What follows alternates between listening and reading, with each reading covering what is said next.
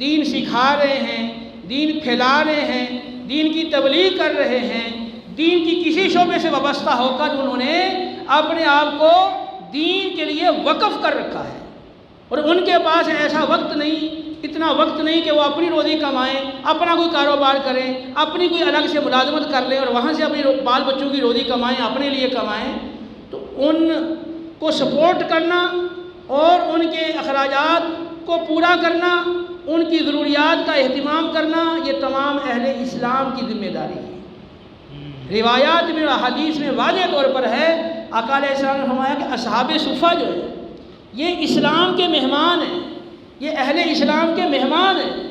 تو گویا کہ جو دین سیکھنے میں مصروف ہیں، دین سکھانے میں مصروف ہیں، دین کی کسی شعبے میں وابستہ ہیں اور مسلسل دین میں لگے ہیں،